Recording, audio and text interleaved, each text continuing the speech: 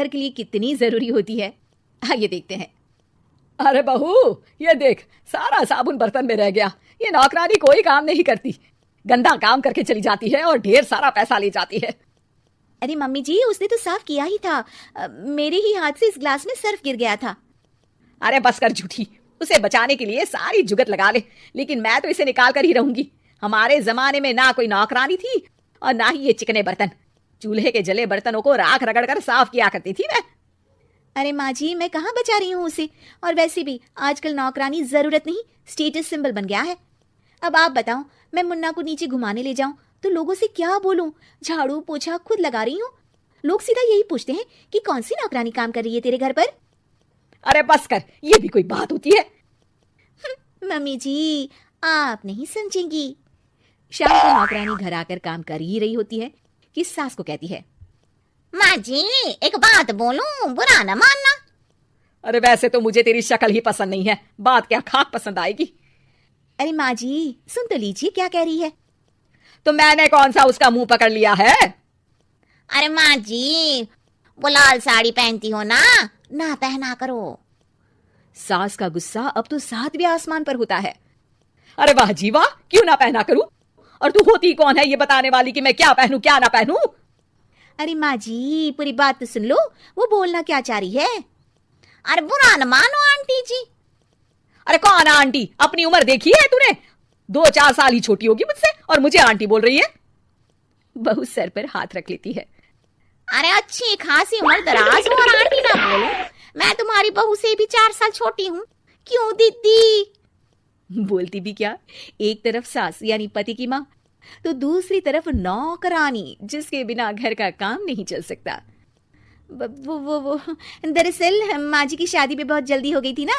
अच्छा ये झगड़ा छोड़ो, ये बताओ तुम माँ जी को लाल साड़ी पहनने से क्यों मना कर रही हो? वो ना, इनकी उम्र की सारी औरतें सोसाइटी में इनके लिए बात करती हैं कि तुम्हारी सास बुढ़ी घोड़ी लाल लगाम है। बहू को ये सुनकर गुस्सा आ जाता है। अरे वाह वाह, कौन बोलता है जी?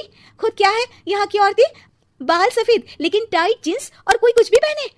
अरे पहनना हमारा निजी हक है, किसी को कुछ हक नहीं बनता कि वो मेरी सास के लिए कुछ बोले। मैं आज ही जाकर माँ जी के लिए लाल जींस लेकर आऊंगी, फिर देखो कोई क्या बोलता है। अरे चुप लाल जींस। अरे सुन नौकरानी की बच्ची, जाकर बोल दे उन लोगों से कि उन लोगों की तरह मैं उड़ती नहीं फिरती हूँ घर बार छोड़कर। अपने बच्चों और नाती पोतों में मन लगाती हूँ, ना कि सारा दिन ताश के पत्तों में आंख गड़ाकर 3 पत्ती खेलूं। नौकरानी वहां से चली जाती है। वैसे बहू, नौकरानी के क्या फायदे हैं ये तो पता नहीं, लेकिन सबसे अच्छा तो ये कि पता चल जाता है कि कौन किसके लिए क्या बोल रहा है।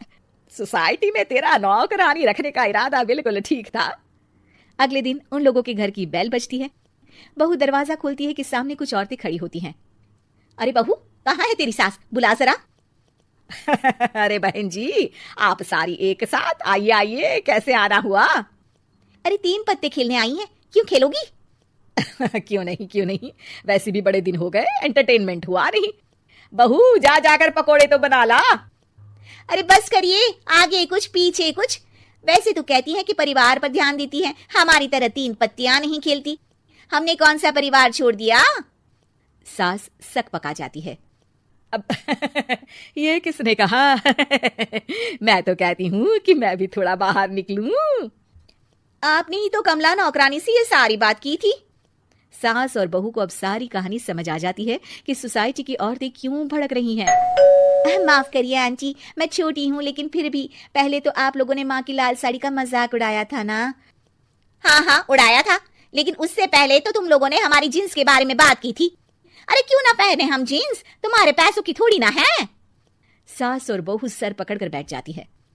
देखा बहू, ये खेल कर गई तेरी नौकरानी, यहाँ की बात वहां तो वहां की बात यहाँ। दोनों किसी तरह औरतों को समझा बुझाकर घर भेजती है और कसम खाती है कि नौकरानी को नौकरानी ही रहने देंगी।